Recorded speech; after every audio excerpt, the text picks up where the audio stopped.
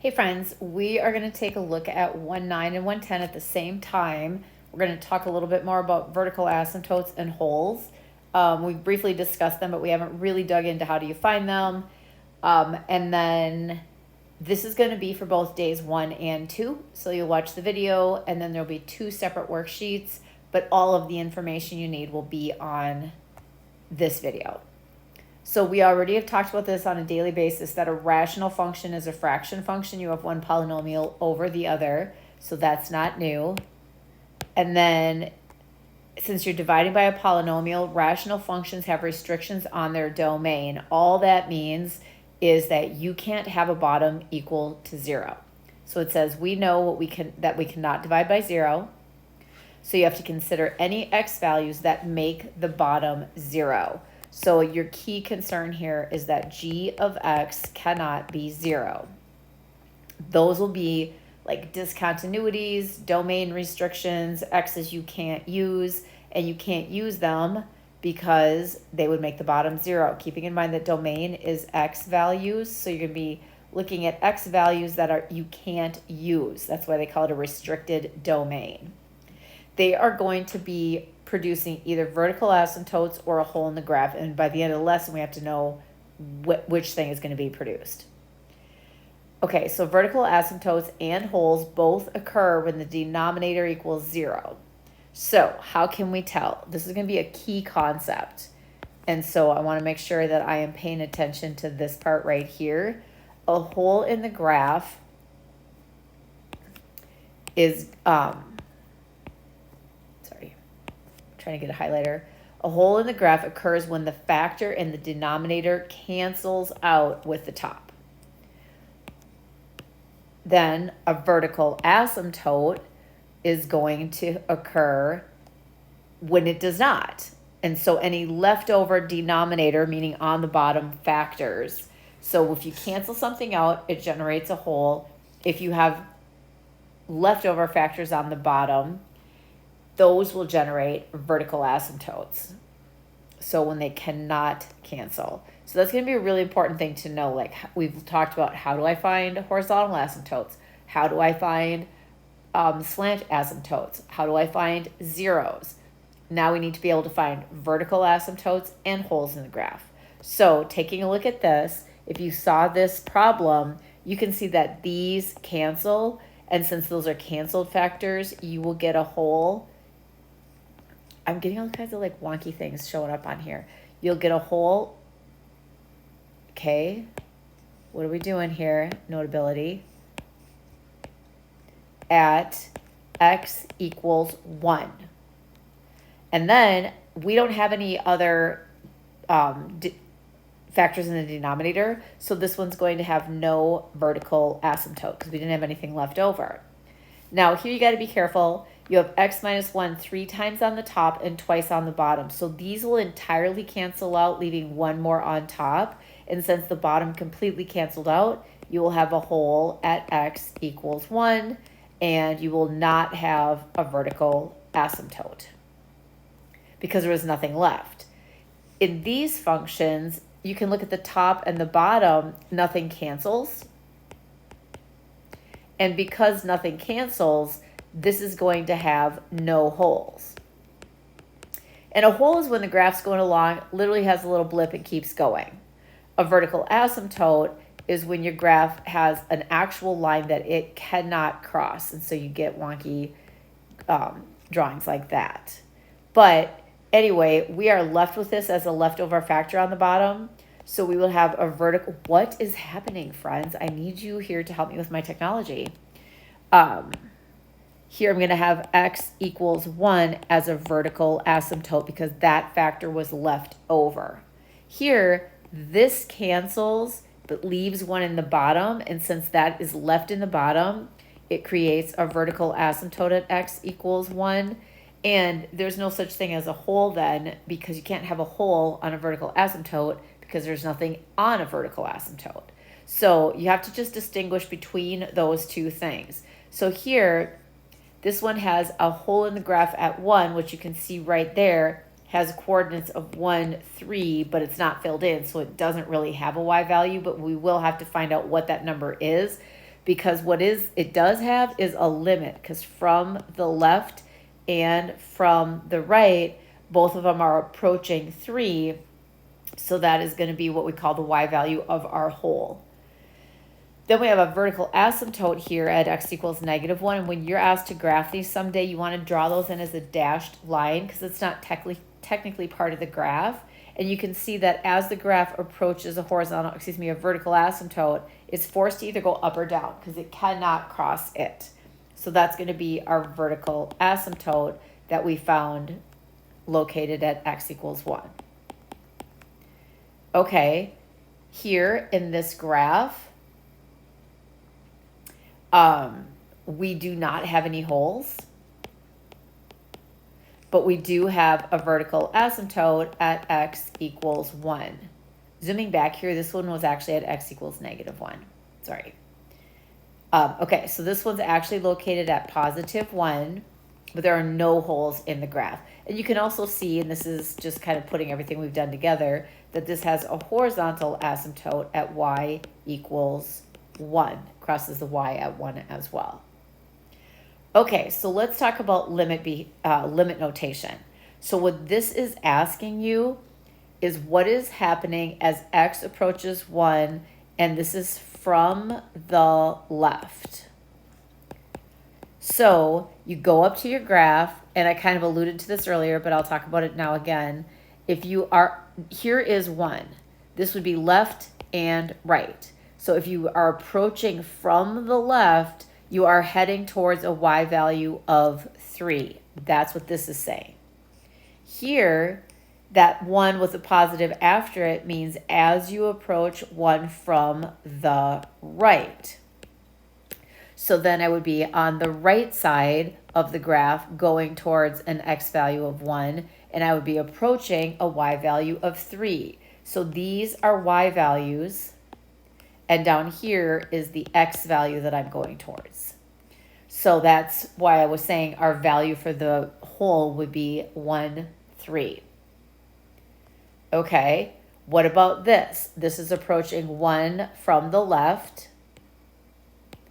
So let's take a look up here. Here's 1.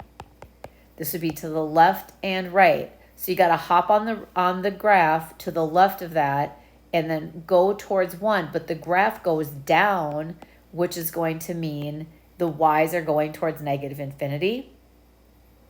And here, where you're asked to look at what happens if you are coming towards 1 from the right.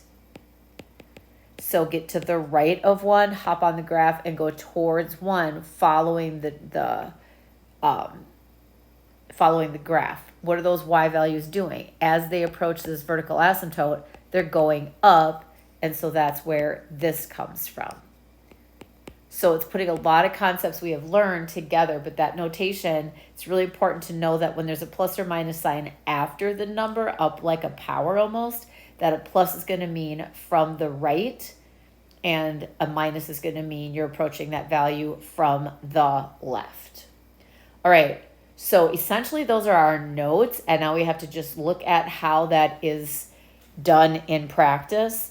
And there's a lot of examples, but you're probably going to be glad that you looked at all of them because this concept can be tricky. So for each function, determine the x values of any holes or vertical asymptotes. Okay, so here this cancels. So I will have a hole because canceled factors generate holes. And you're not using the 3, you're using what would make those 0. And then any remaining factors, which would be my x minus 5, will generate a vertical asymptote, and that would be at whatever makes that factor 0. In the second example, I have 1x plus 1, which cancels one of these, but it leaves me with 1 in the bottom. I have 1 of the x minus 2 that cancels one of these. So ultimately, I have a hole at x equals 2 because all of those canceled out. But I have a vertical asymptote at x equals -1 because I still have an x plus 1 left in the bottom. In this problem, I would factor to see what I'm actually dealing with, and I can't do anything with the top. I can take out an x, leaves me with this, But in this problem, I don't have anything on the top to cancel. And so that's going to mean I have no holes. And this part can never equal 0. Because if you try to think x squared plus 4 equals 0, you're going to end up with x squared having to be a negative 4. So when you go to square root that, you're going to be looking at x equals plus or minus 2i. And we do not have imaginary vertical asymptotes. But there is one value left that could generate a vertical asymptote. X is a factor, so that means we would have a vertical asymptote when x is 0. So I think that one's kind of tricky because this part cannot generate a 0, but this part can, and we'll have a vertical asymptote there. Here we're going to practice writing the limit statements as it approaches 2. So from the left, I'll have the limit of this function as x approaches 2 from the left. And for this one, I'll start off with the limit of this function as x approaches 2 from the right. Okay, well, I have to figure out what's going on at 2. In this case, we're going to have a vertical asymptote at x equals 2. And the only thing that can happen at around a vertical asymptote is I'm going to either get plus or minus infinity. Because around a vertical asymptote, you don't have any choice but to go up or down. You can't do anything else. So these answers are going to be either positive or negative infinity. Okay, so how am I supposed to figure that out? Well, what I'm going to do is I'm going to look at 2 in a sign chart like we've done. And then I'm going to test something just to the left and just to the right and plug it into these 3 factors like we've done before. So 1.9 minus 1 is positive, 1.9 plus 3 is positive, 1.9 minus 2 is negative, so this region from the left of 2 is negative. Doing the same with 2.1, I get a positive and a positive and a positive. So to the right is positive. So my limit as you approach 2 from the left is going to be negative infinity. And here, looking at the limit as you approach 2 from the right, since I got a positive value, it will be approaching positive infinity. So the good news is you got a 50-50 shot, because if you're approaching a vertical asymptote value, which we are, your only possible answers are plus or minus infinity. Okay, here we do not have a vertical asymptote. We have a hole in the graph at x equals 2. So the problem here, we still have to write the limit of our function as x approaches 2 from the left and the limit of our function as x approaches 2 from the right. Well, here, since limits are always y values, we need the y value of the hole. And what you do to figure that out is you take the value you have for x and you put it in to what you have left after canceling out these guys. So I would have 2 plus 4 over 2 minus 3. I'd get 6 over negative 1. So negative 6 is going to be the y value of my hole. It would be located at 4, negative 6, and there would be a hole in the graph there. But that means both from the left and also from the right. So if you have a hole, the left and right have to be approaching that y value if this is a hole. If what you're approaching is a vertical asymptote number, then that means your answer has to be plus or minus infinity. That is a super important thing to get in your brain. It'll make your life easier. If you can look and be like, hey, this is a vertical asymptote, I just have to figure out if it's plus or minus infinity. Here, you can look at the number they're asking about and be like, ooh, there's a hole there, so I need the y value of that hole. So looking at this problem, I can see that one of these cancels one of these, but that means I'll have a vertical asymptote because that's left over.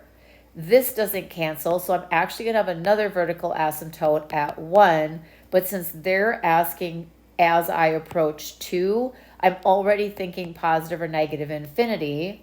because I'm approaching a vertical asymptote value, and those are my only choices. So the limit as x approaches 2 from the left of this function, and here for the right, the limit as x approaches 2 from the right of this function.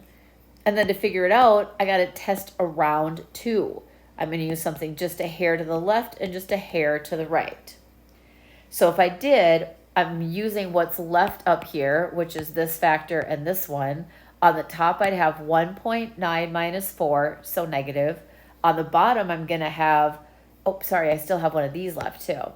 On the bottom, I'm going to have 1.9 minus 2, so that's negative, and 1.9 minus 1, so that's positive. But overall, that makes this region positive. Try 2.1. 2.1 minus 4, negative. 2.1 minus 2, positive. 2.1 minus 1, positive. And that overall is going to be negative. So from the left, it's going up. From the right, it's going to be going down. So my left limit will be positive infinity, and my right limit coming from the right is going to be negative infinity. So that's going to be a really important concept to wrap your brain around, and just remember that you have to pay attention to what your x is approaching and whether it's a whole or it's a vertical asymptote value. That's going to be a key feature to being successful. Okay, here we have to be big, huge thinkers. So we're going to be working backwards from the limits, and this is something that again, is pretty big thinking. So let's go slowly through that. So what does this tell me? I'm approaching 3 from the left and right, and I'm getting a 5. That's telling me there must be a whole when x is 3, and the value I get must be 5. Because I don't get a number here unless it's the y value of the whole, and that makes what you're approaching for x the actual x value of the whole.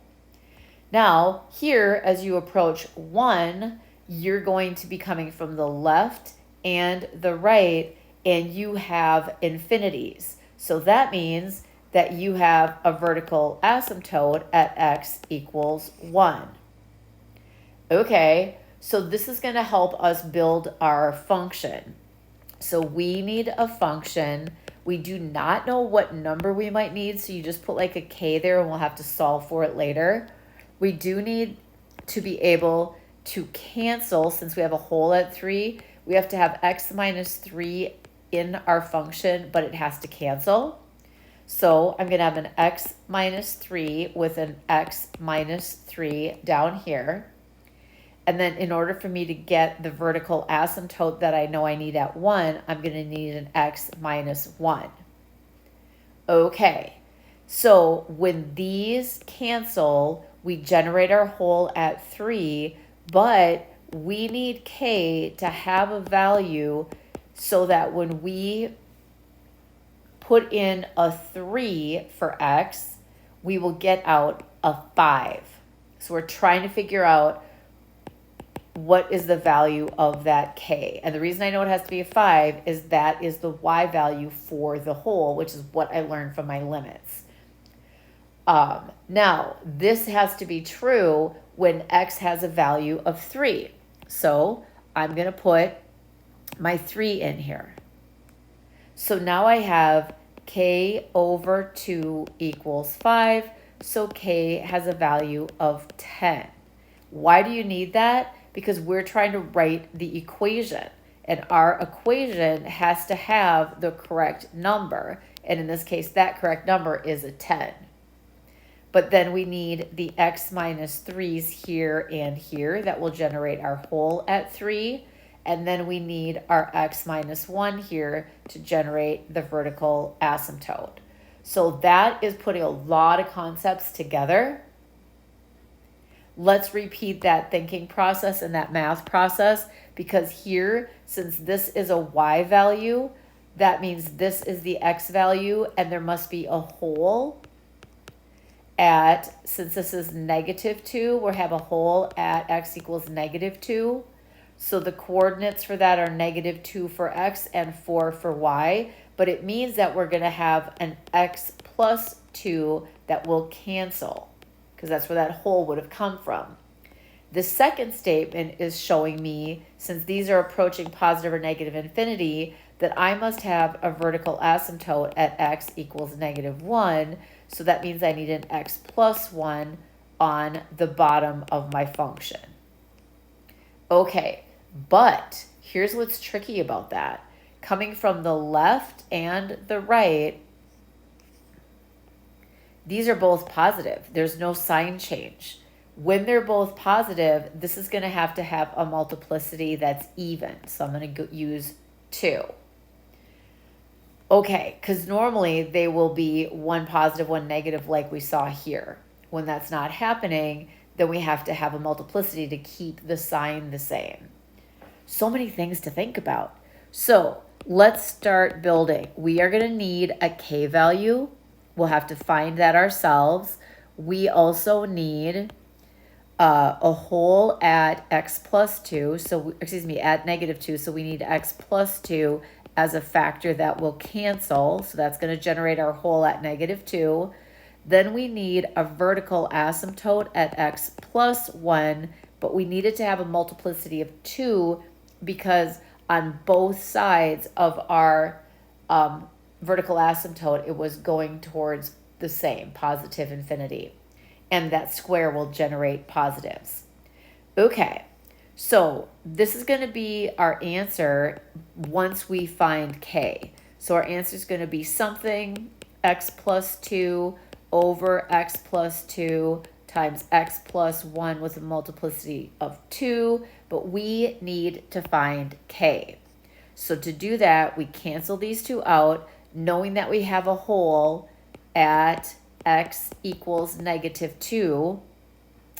And then we also know from up here that the y coordinate of that hole needs to be a 4. So we're going to have k over x plus 1 squared, and that has to equal 4. But we're looking at that when x is -2. So where there is an x, I'm going to put in a -2.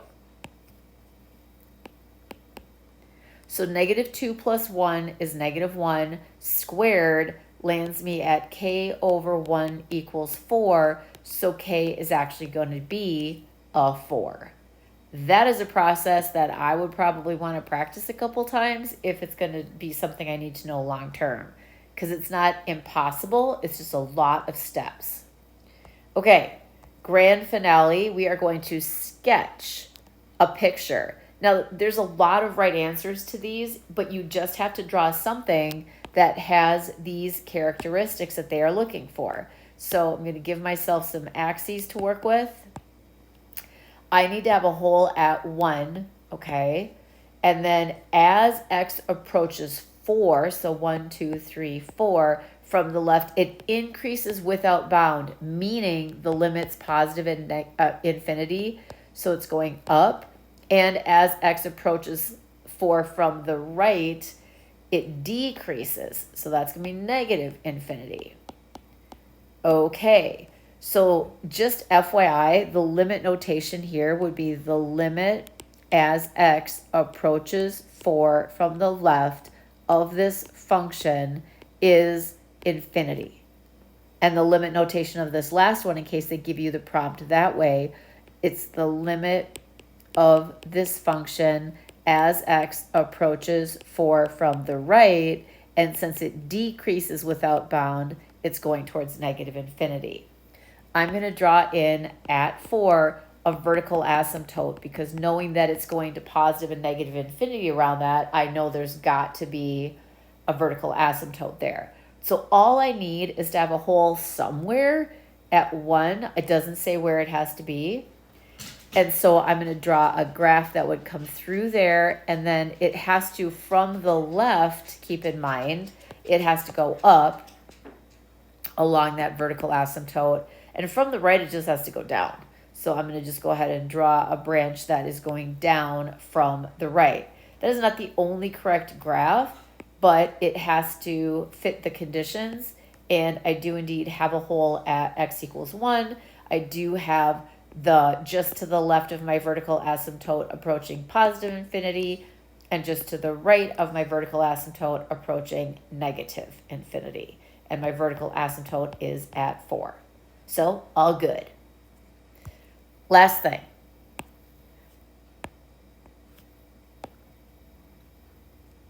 Draw myself an axis again. I need holes at -2 and also at x equals +3.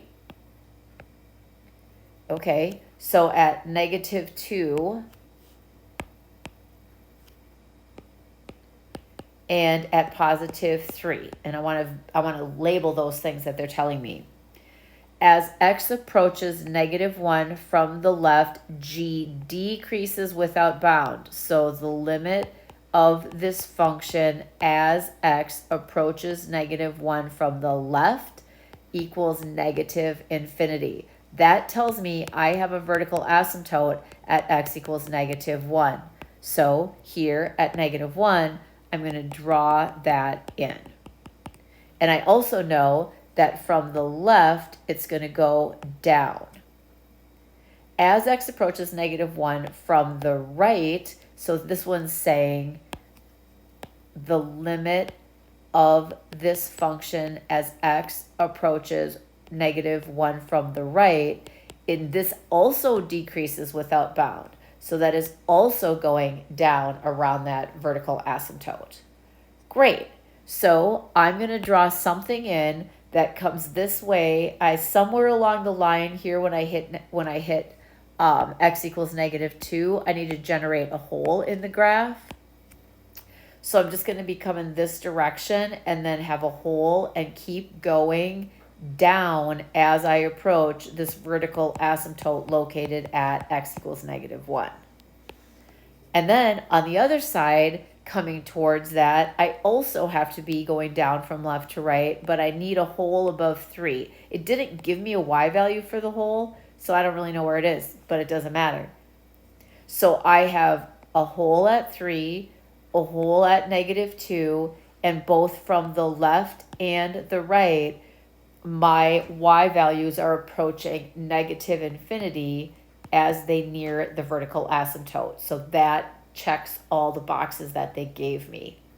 Whew, that's a lot. It's a lot of concepts, and you have to think really hard. You don't have to do very much math, but you have to really think hard about what every single thing they're telling you means, and then move pretty comfortably between what does that mean and what would it look like in a function, what does it mean and what would it look like in a graph. And this, my friends, is why we're taking 2 days to practice this fun thing. Hope that helps. Bye.